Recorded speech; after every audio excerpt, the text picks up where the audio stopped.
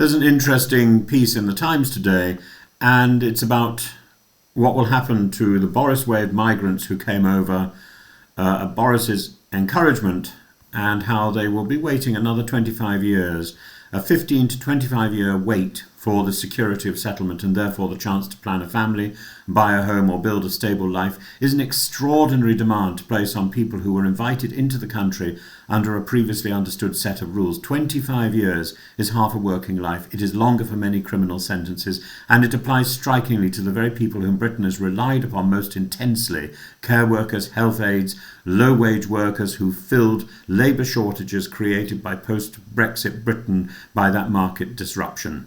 Mahmoud's argument is that she's restoring fairness, introducing contribution tests, and ending what she calls an era of automatic settlement. Her language about privilege and earning one's place is deliberately calibrated to signal toughness. It's also politically defensive, shaped by polling that shows Labour being chased by Farage on the right and harried by the Conservatives on migration credibility.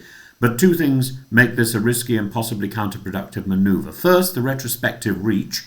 These new rules do not only apply to future migrants, they strike at those who arrived between 2021 and 2024 under Boris Johnson's post-Brexit regime, a cohort of around 1.6 million people. They came here with the expectation of a 5-year pathway to settlement. A government is entitled to change policy, but changing the terms of an individual's status once they're already here is opening a door to a legal quagmire. It is akin to rewriting the contract after the signature. Mahmoud will face challenges on legitimate expectation, proportionality, and procedural fairness. And this is especially fraught because it proposes turning families into mixed-status households for a generation. Parents on temporary leave for decades, children born here moving into eligibility sooner, spouses on different timetables. That makes integration harder, not easier. She is assuming that these people will not have the money to challenge this legally. She may be right. That is unfair, that is unreasonable, that is outrageous.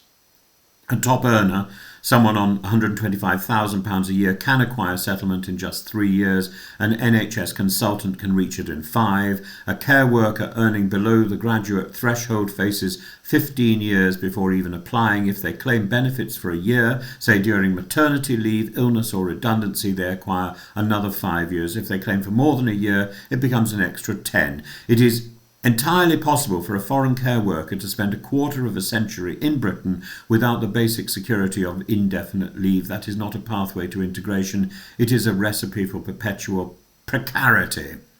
Farage has threatened to strip ILR from people who already have it. Mahmoud is not going that far, but she is borrowing the architecture: punitive thresholds, extended timelines, and the assertion that migrants should not draw on the welfare state until they become citizens. Indeed, Labour goes further than Farage in one respect, barring benefits even after settlement until full citizenship. That is a de facto two-tier residency system with all the social friction that stratification invites. And note the symbolism: a Home Secretary descended from post-war Kashmiri migrants standing at the dispatch box to dismantle the very model of secure settlement that once underpinned her own family's integration. It is particularly politically potent, but morally uneasy. Yet net migration has been historically high. Yes, public services and housing are strained, but the premise that low-paid migrants are a fiscal burden is only half the story.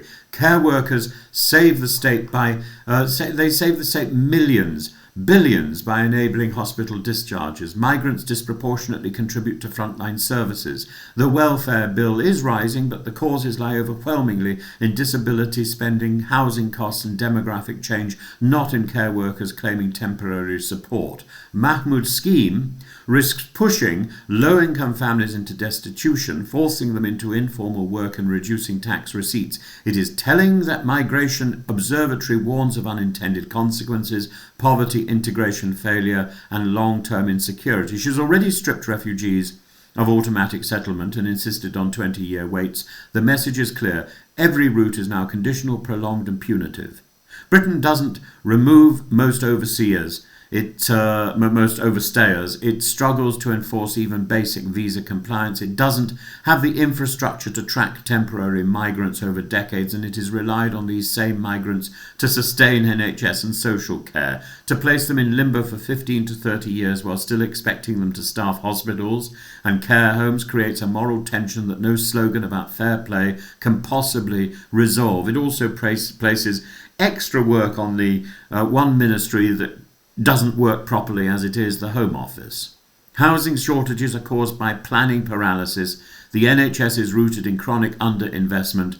Wage stagnation and productivity decline long predate COVID or the Boris wave, yet migrants are increasingly presented as the variable that must be squeezed. Perhaps a temporary polling shift it might be achieved by this nonsense, perhaps a symbolic show of toughness, but it is unlikely to reduce arrivals in the short term, and it will certainly increase insecurity for families who have spent years contributing to Britain. It will probably lead to an exodus of precisely the people we most rely on to go back to their own countries, not the people who are coming on small boats. And for those told they must wait 25 to 30 years, the question becomes simply, why stay?